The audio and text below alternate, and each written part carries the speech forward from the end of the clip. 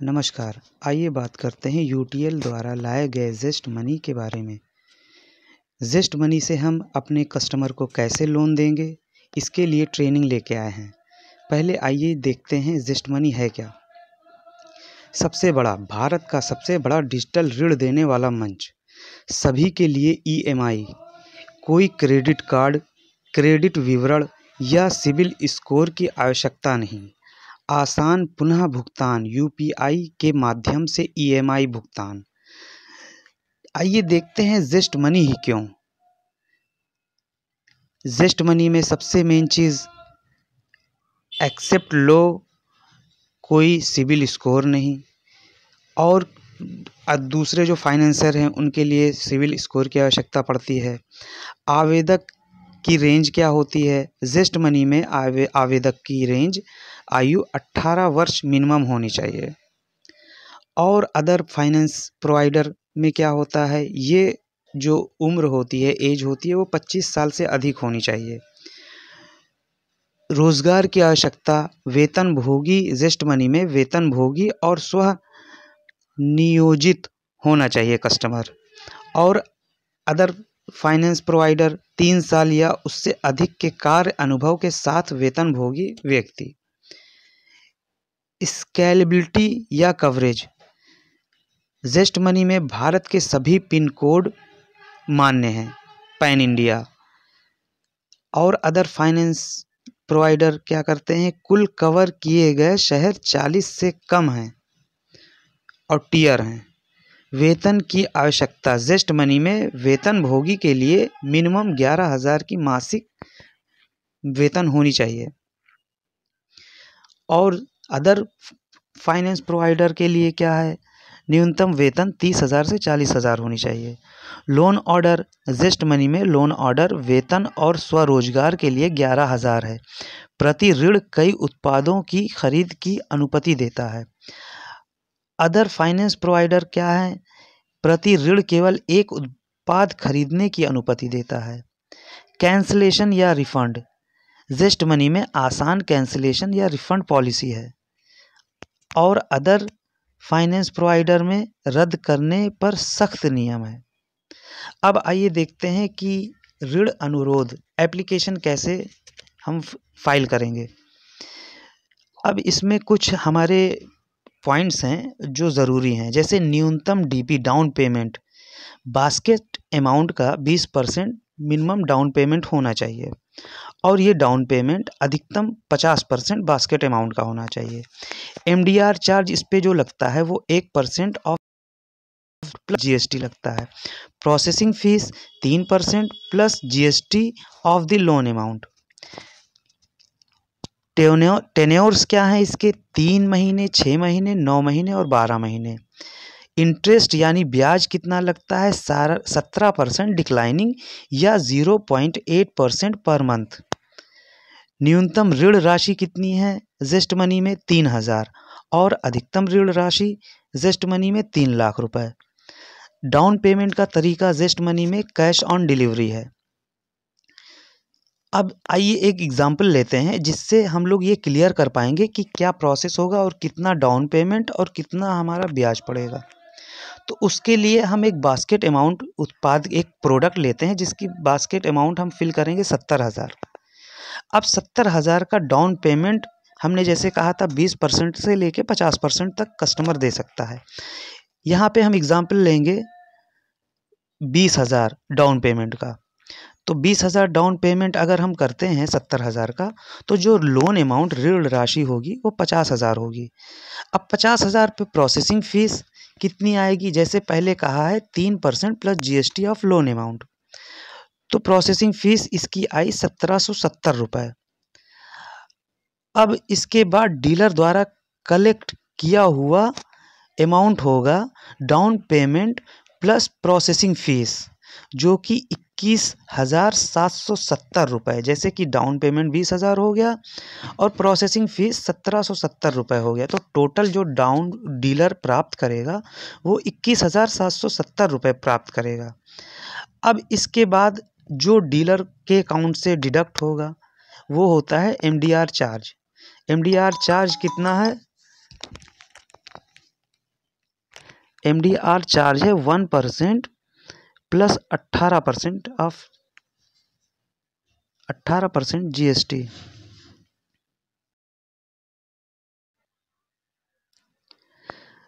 Dealer को जेस्ट money समझौता कितना उसके अकाउंट में आएगा?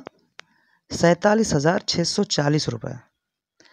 अब पूर्व योग्यता क्राइटेरिया, सबसे पहले हम ये निर्धारित करेंगे लोन देने से पहले ग्राहक की कि उसकी आयु 18 साल से 65 साल के बीच में हो। अगर वो सैलरीड है तो उसकी सैलरी 11,000 होनी चाहिए। अगर वो बिजनेसमैन है या स्व कार्यरत है तो उसका इनकम 11,000 होना चाहिए और उसकी सिविल 650 प्लस होनी चाहिए। अब इसमें देखते हैं कि ग्राहक के पास आधार लिंक्ड, इसमें कुछ और भी क्राइटेरिया हैं, जैसे उसमें आधार लिंक्ड मोबाइल उपलब्ध होना चाहिए क्योंकि वह KYC के लिए उस नंबर पर OTP प्राप्त करेगा। हम 600 से 650 सिविल स्कोर के लिए भी पूरा करते हैं, लेकिन आय या वेतन 35,000 होना चाहिए। जैसे कुछ लोगों का सिविल स्कोर बहुत कम होता है तो उसके लिए भी हम अप्लाई कर सकते हैं, लेकिन वहाँ एक कंडीशन आती है कि उसकी सैलरी या इनकम 35,000 प्लस होनी चाहिए। अब आइए देखते हैं कि हमारे डीलर भाई इसको कैसे प्रोसेस करेंगे। सबसे पहले UTL द्वारा उनको व्हाट्सएप पे उनको यूज़र नेम और उसका पासवर्ड दिया जाएगा और एक लिंक दिया जाएगा लॉगिन करने के लिए। उस लिंक पे जब लॉगिन करेंगे तो कुछ इस तरह का पेज खुल के आएगा। अब इस पेज पे उनको यूज़र नेम वहाँ से कॉपी करके यहाँ पेस्ट कर देना है और ऐसे ही पासवर्ड को वहाँ से कॉपी करके पेस्ट कर देना है। इसके बाद ये पेज खुल के आएगा उनके मोबाइल पे, जिसमें पहले लिखा होगा प्रोडक्ट नेम। प्रोडक्ट नेम मतलब कौन सा प्रोडक्ट वो बेच रहे हैं कस्टमर को, उसका डिटेल, उसका नाम लिखना होगा। उस प्रोडक्ट की पर यूनिट कॉस्ट कितनी है वो लिखनी होगी। इसके बाद कस्टमर का डिटेल डालेंगे, जैसे कि कस्टमर का नेम, मोबाइल नंबर, उसका ईमेल ID और पिन कोड। इसको डालने के बाद व्यू कार्ट करेंगे तो टोटल डिटेल लिख के आएगा कि 20,000 पे उसका डाउन पेमेंट कितना होगा। जैसे कि 20,000 पे डाउन पेमेंट 40,000 दिया गया है और उसकी प्रोसेसिंग फ़ीस कितनी होगी 500, जैसे यहाँ दिया हुआ है। अब इसका लोन अमाउंट कितना बन के आएगा 16,000।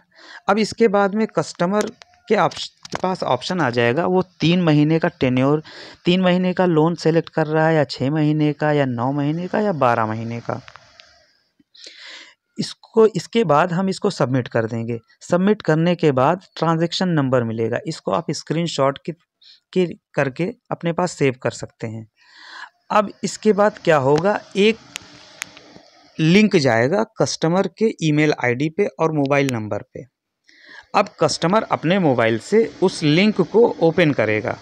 ओपन करने के बाद वहाँ से वो अपनी EMI, कितने महीने की EMI लेना चाहता है और उस पर कितनी EMI देनी पड़ेगी वो सिलेक्ट करेगा। सिलेक्ट करने के बाद अब उसका अकाउंट यहाँ से क्रिएट हो जाएगा। उसको अपना मोबाइल नंबर डालना होगा। मोबाइल नंबर डालने के बाद सेंड OTP आ जाएगा। एक OTP 1 टाइम पासवर्ड जाएगा कस्टमर के मोबाइल नंबर पे। कस्टमर के मोबाइल नंबर से उस OTP को यहाँ वेरीफाई करना है। वेरीफाई करने के बाद एक पेज खुल जाएगा। अब पेज खुलने के बाद कस्टमर को अपना एड्रेस डालना होगा, अपना करंट एड्रेस डालना होगा, जिसमें उसका जो एड्रेस है वो वहाँ सेव करना होगा।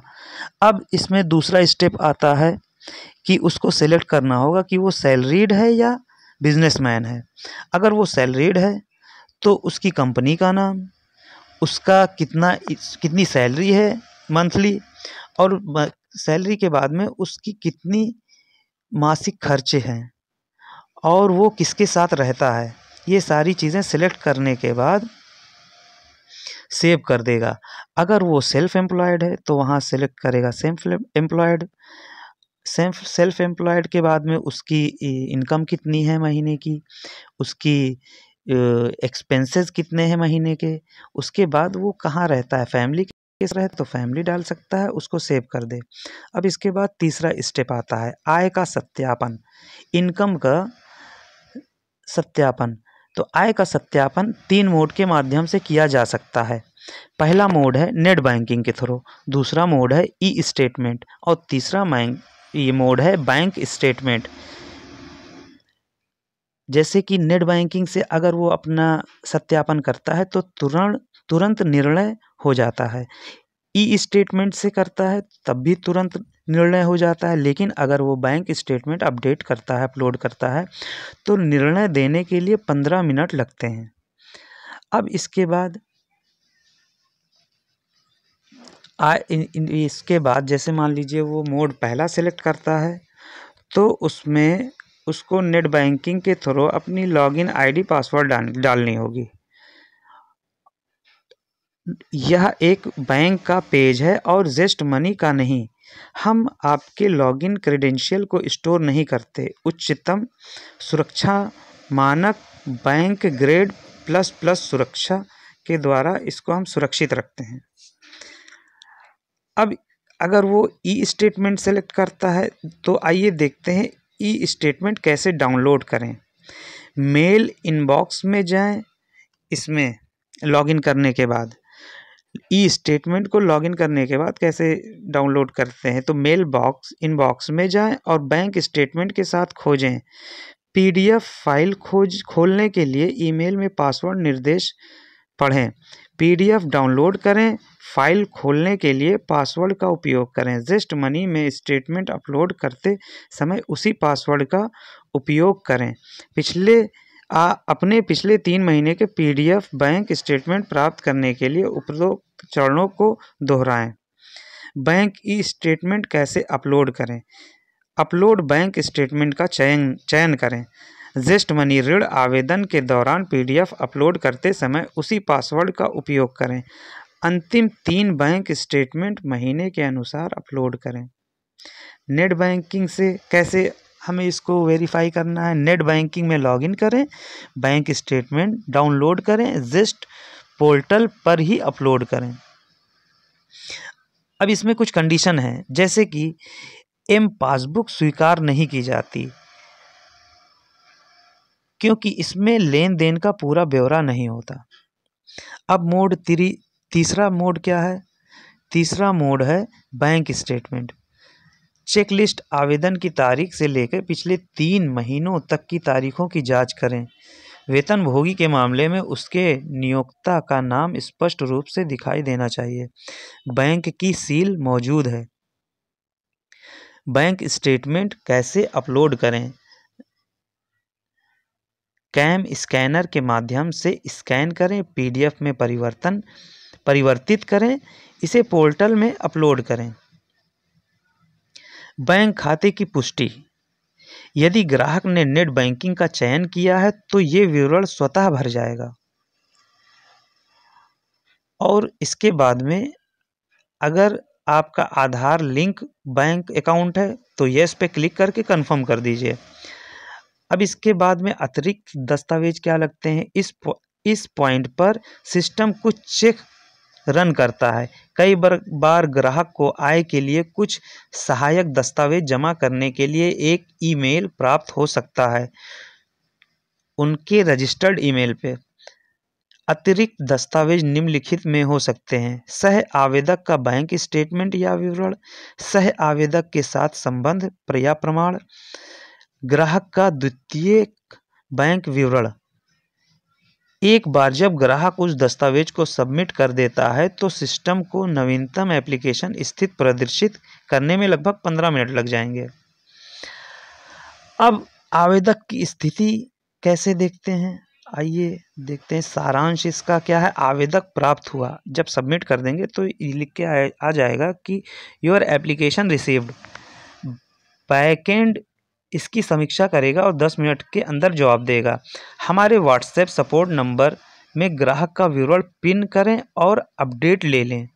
10 मिनट के बाद निर्णय प्राप्त करने के लिए फिर से ग्राहक लिंक पर क्लिक करें। ऋण का एक्सेप्ट कैसे पता चलेगा। जब इस पे हम लॉगिन करेंगे तो बधाई हो, ऋण स्वीकार है, याद दिलाने के संकेत जेस्ट से अप्रूवल की ईमेल की प्रतीक्षा करें।